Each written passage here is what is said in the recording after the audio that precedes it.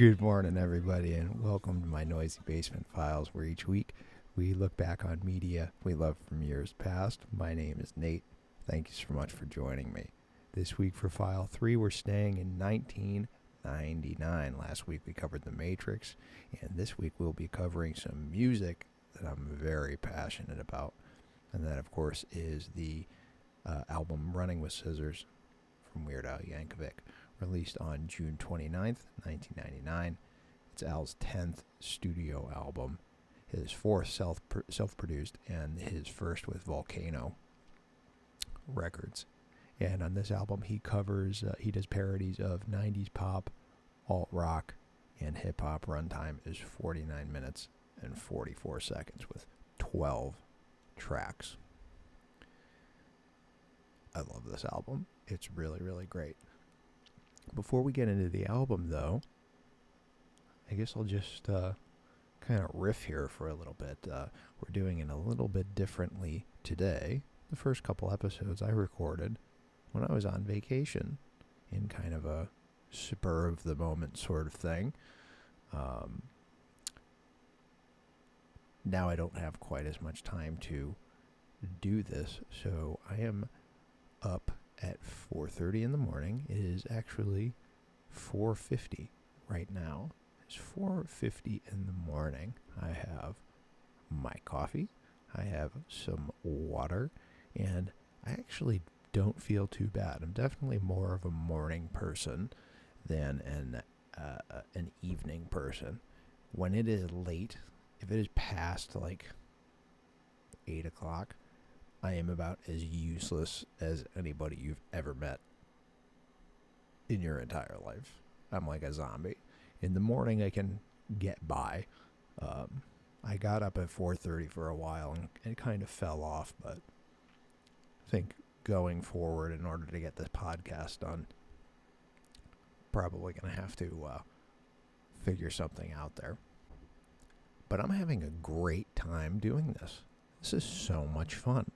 I know why people do it now. It is so much fun. I kind of wish I had somebody to talk to, but because I talk to myself a lot already before doing this. I just find myself talking to myself. I don't know if that's healthy or not. Is it healthy? But this is so much fun. Doing a podcast is so much fun. It's so much fun to talk about things that you want to talk about. And that's the reason why people do it, is it not? But last week we covered The Matrix. That was a lot of fun. Love that movie. We covered Yu Yu Hakusho, and this week we're covering some music. I'm going to try and probably to keep that cadence, TV, movie, music, going forward. We'll see how that goes. And I'd like to, maybe do some stuff that's not quite so, that's maybe not quite as well known. I think this album this week is probably a little bit more of a hidden gem. I got it in 1999 on Christmas. I remember it was one of the first CDs I was given. I think I was 10. And I was so unbelievably excited.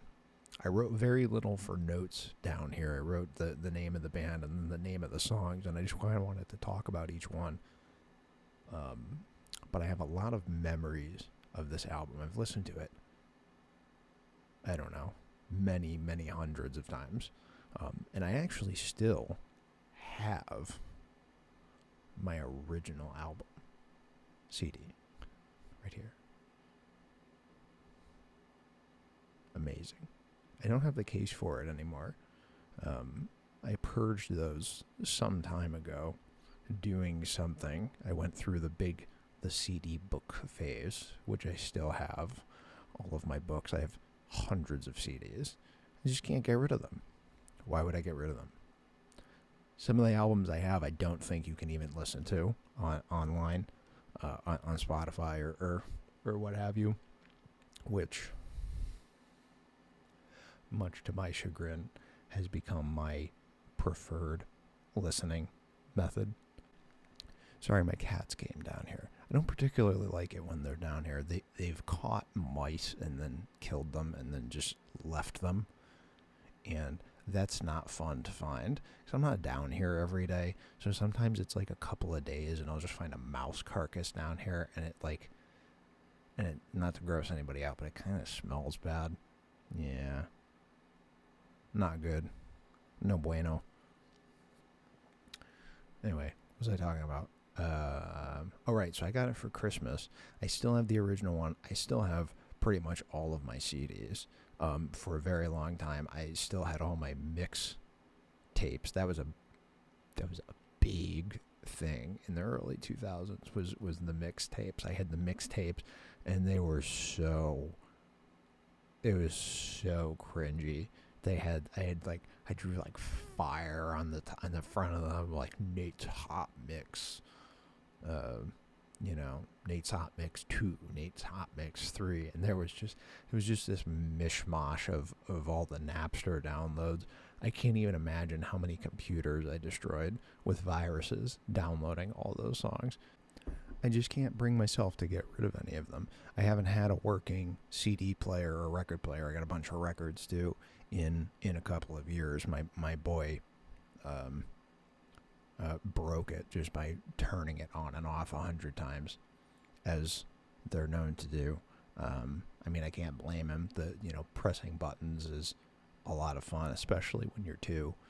But I can't bring myself to getting rid of them. It's so much history. There's so many memories between all of them. And this album, I can't believe it still works. I tested it and played it, and it still works just like it did what would be 23 years ago at this point. So this was Al's 10th studio album. Lesser known of some of the more, I guess, I don't know, important records in his career came after Bad Hair Day, which was arguably his biggest album. Alpalooza, Dare to Be Stupid, UHF, which I don't know if that went along with the movie or not. But this album was it almost kind of became a hidden gem. It never really got very high on the charts. But I remember, I think the first time I heard of it was so the album released in June. So that's 6 or 7 months before I got it, because there was a live DVD he released, and it was for this tour. And I think on TV they played the live DVD. I have the live DVD now. It's just called Weird Al Live, and they play a bunch of songs from this CD as well as older songs. They do like a medley of some of his older songs, and I believe that was on TV. And I don't know what song was playing, but that was on, and I just managed to catch some of it. I think maybe one of my cousins was watching it, and they were over, or I was over at their house or something like that, and I was like, what is this? Who is this? This is amazing. He's playing an accordion? You can do that? And anyway, just the musicianship stands for itself. He just has great musicians in the band, and I, of course, didn't realize it at the time, just how talented all of them were. I'm just like, oh my God, this is amazing. These songs are so good. And then I remember, would have been sometime after that, I just by chance, I heard there was like a live, tele whatever show, and it was Don McLean, and he was doing American Pie, and you don't know any better when you're 10 years old, and you're just like, wait a minute, is he playing Weird Al's song? Because I didn't know what Al did at the time. I just thought he wrote all the songs. I didn't realize he was doing parodies, and I'm like, oh man, he's like taking Al's song, and I had to be explained to what the situation was. And I don't think I was disappointed or anything, but it was just like nothing I'd ever heard of before.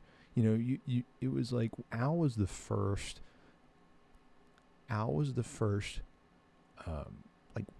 real music, I think, that I listen to. It's like it's that jump between when you're a kid and you're listening to like I don't know, CDs with Wheels on the Bus and school songs and stuff like that. I definitely had a boy band phase. That's for sure. All my friends did, and I'm not ashamed about it either. I still have my NSYNC CDs. Why would I get rid of them? Out of spite. But it was like the first real music that I listened to, and it was just eye-opening. Real musicians, real singing. They had like the 4 or 5 part harmonies. Everyone in the band sang. So I'll run down the musicians here. So we got Steve J on bass, John Schwartz on drums, Ruben Valtierra on keys, Jim West on guitar. And Al's worked with hundreds of musicians in the studio. This is his touring band, and I'm pretty sure they've been his touring band for like 40 years or something like that, which is just absolutely unbelievable. Al just must be the coolest guy. I've watched interviews and stuff with him. He just must be the coolest guy. I would love to meet him. I've had opportunities to go see him live, and just, unfortunately, it just never happened. But I feel like this was the first real music. It was definitely one of the first things that I would have listened to a whole bunch of times. Ultimately, I probably ended up listening to this album more than 500 times. So many times. I don't know what the life of a CD usually is before it just stops working, because eventually it just stops working between the laser burning off all the information on it. But I've definitely listened to this at least 500 times. So many times. All the CD players I've had definitely lived in a few of them for years at a time. When you have like the 5-disc changers, or even the more ridiculous ones, the ones where they keep the CDs vertically, so you can fit like 60 CDs in one CD player. Those are crazy. You just don't even need them anymore. I'm still not going to get rid of my CDs. Let's run through some songs here. So the album starts with The Saga Begins, copy of Don McLean's American Pie, like we were talking about before. I don't know if this was the first song I heard. It might have been the music video. I definitely had seen the movie. I went to theaters to see the movie, to see Phantom Menace, and no one will ever convince me otherwise. I don't dislike the first 3 movies. Maybe a topic for another day, but this was a great movie to go see in theaters. It was me and my buddy and my dad. So much fun. And a takeaway from this song is just Al's just got a beautiful voice. I don't know if he's ever given enough credit for being a vocalist. He's just like this goofy guy that plays accordion in a band of a bunch of other goofy guys. But Al has a beautiful voice. It's beautiful. It's a good timbre. I don't know what the word is. Like the tone is beautiful. He always hits his notes. He can scream. He can be quiet. He's articulate. But the band nails this song, especially the bass line. It's just got like that groovy bass line. It's like they always do exactly what they need to do. No matter what style of music it is, they always just knock it out of the park. Second song, My Baby's in Love, with Eddie Vedder. This is one of Al's original songs in a Zydeco style, which is like a Cajun accordion-based style music. And this is one of Al's original songs. And at the time listening to it, I don't know if I would have even realized it if it was an original song. I just thought all of his songs were parodies. But going on to my, career of listening to Weird Al, most of his original songs went on to be some of my very favorite songs. They're just fun and goofy and ironic. And one thing that kind of stuck with me through my whole life listening to music, I've listened to so much music, is that some of my favorite stuff is some of my favorite music is music that's ironic, like in its subject matter, but unironic as far as like the skill of the music, the talent of the musicians, if that makes any sense. Like Al, obviously, I found this band a couple years ago called Clown Core, and it's just like this ironic, it's just a meme, but the musicians are insane. Zappa, Bill Wirtz, for sure. But that went on to be some of my favorite stuff. It's like the people that don't really take themselves seriously because their skill backs it up. Their skill backs up their right to be ironic. I'd probably throw Bo Burnham in there too. I like Bo Burnham. Fly for a Rabbi, copy of the Offspring song, Pretty Fly for a White Guy. Not much to say here. I don't think I'd ever heard an Offspring song before listening to this, but it's all right. Weird Al show theme, and I remember listening to this, and this for a while was probably, when I was younger, was one of my favorite songs on the album. It's just like so insane, and I remember watching the show, and I'm not really liking it very much. I don't think I understood it. I don't think I understood what he was trying to do. Track 5 is Jerry Springer, copy of Bare Naked Ladies 1 Week. This was one of the first ones, well, I guess a couple other ones on the album too, where you realize Al can like talk really fast. I can't remember on this one. I think on a lot of the faster parts he might double track some of the vocals, which is even kind of crazier. But he just like talks really fast. Some parts in the verses where he's laying out what the degenerates are doing on the show. He just like speaks really fast, and of course the band, knocking this one out of the park. They just do everything. They just do everything perfectly.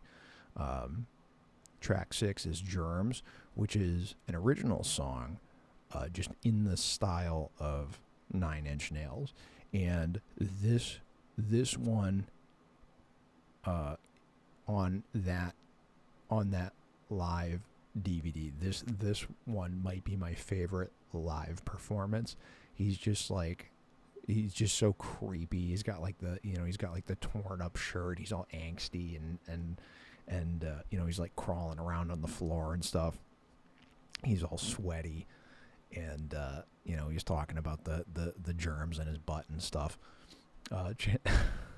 Track 7 is Polka Power, and of course a polka song he has on every album, and it's just a mishmash.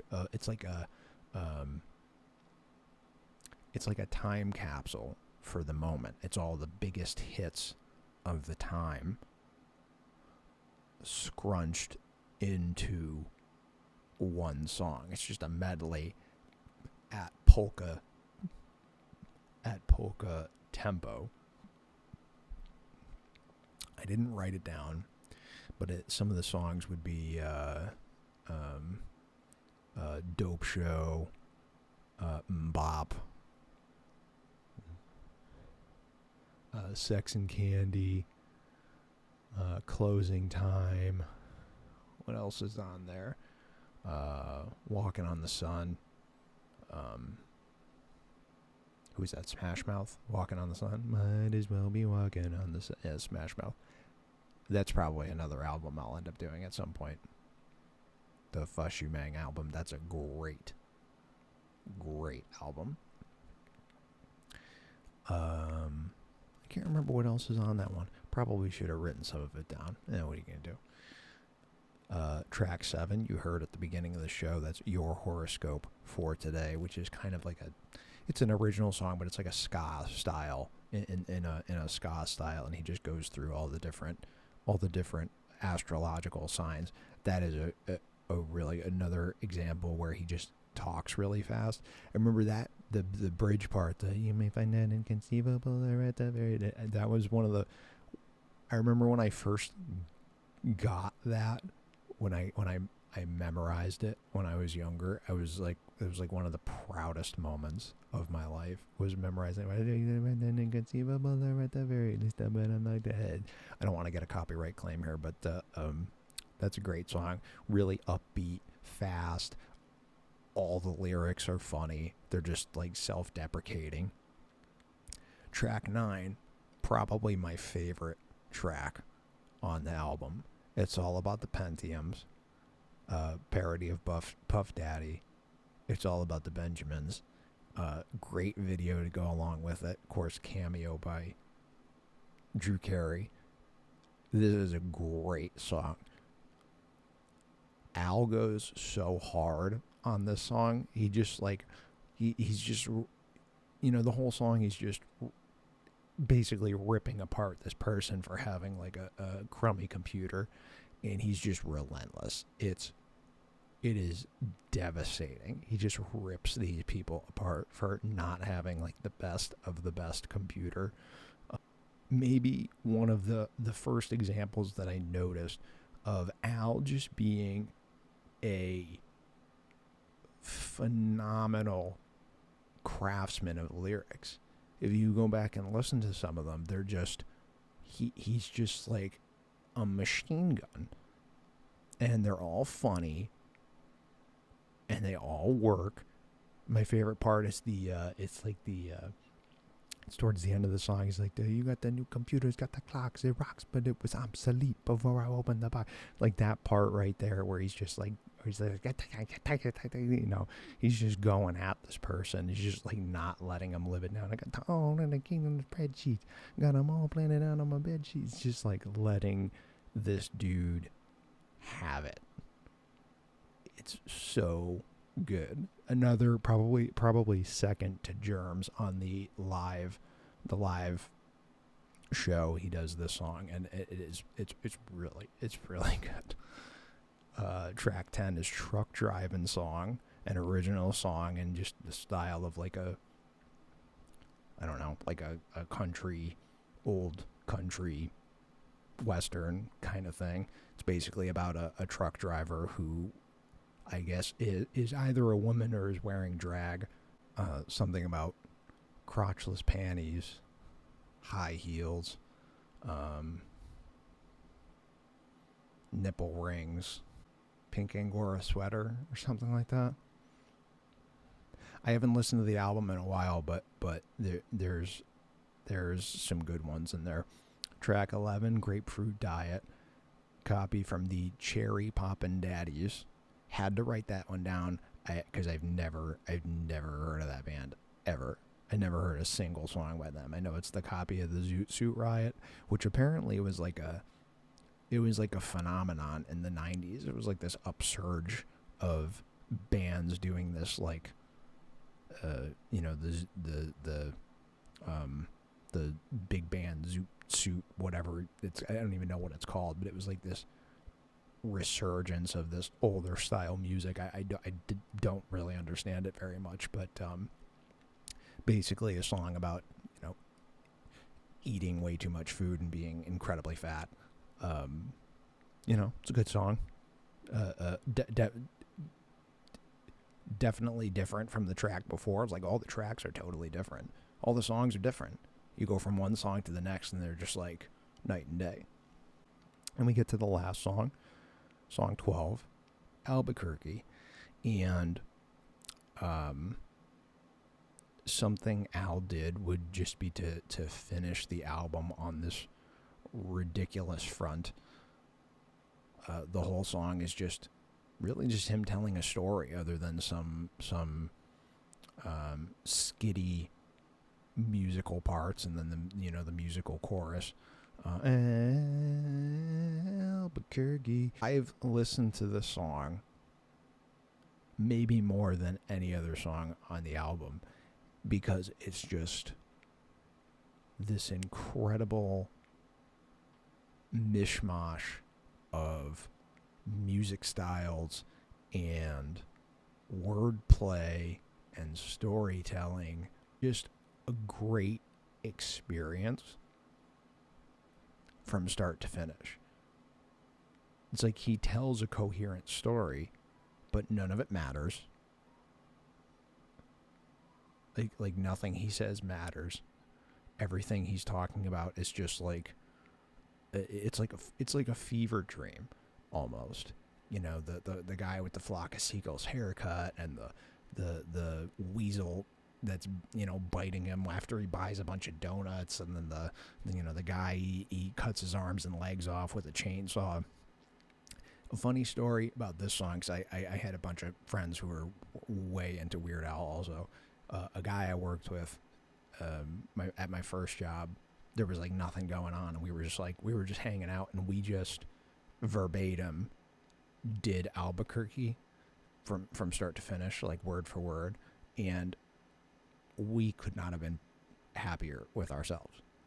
It was the most pointless waste of time out of anything that I've maybe ever done in my entire life, and we could not have possibly been more proud of ourselves for just verbatim singing Albuquerque from start to finish. We wasted so much time. We probably ignored customers, but I wouldn't change it for the world. And if the customers understood, they probably wouldn't care either. I love this album very, very much. I don't know if it's my favorite Weird Al album. It could change on a day-to-day basis, just like a lot of other things that I really, really like. It means a lot to me. I have a lot of memories around it, memories of listening to it with friends and cousins, and it's one of those things that I could always listen to, and it brings me right back to my childhood. I can still remember the Christmas. It was a white Christmas, which we didn't always have, and it was beautiful outside. It was just in its little package. I looked through all the liner notes and it had the in the liner notes there was I remember there was a picture in back, because the front of the cover is him running on a track with the scissors. He's like doing the thing with the scissors, and then one of the last pages is when they're on like the pedestals, first, second, and third, and he's on first, and two of his band members are in second and third, and he stabbed them both with the scissors. And I love that. It's so great. I remember seeing that and being like, oh man, I don't know if I'm supposed to look at this. There's like blood and stuff, and it was like a little bit grotesque. But now, of course, it's just, one of the funnier things in my life. So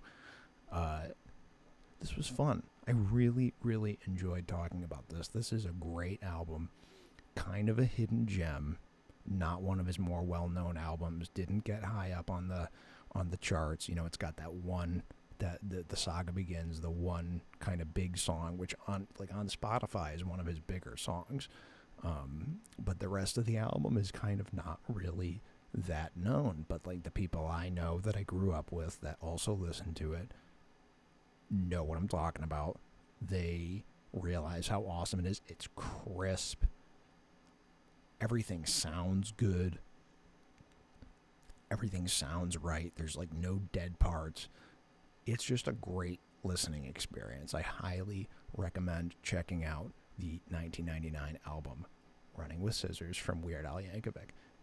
I don't know what we're going to do next week. We'll probably do another show, and we'll just kind of keep that cadence, and I think this will be fun. I'm having a great time doing this, so I'm going to send you guys off with some Weird Al, and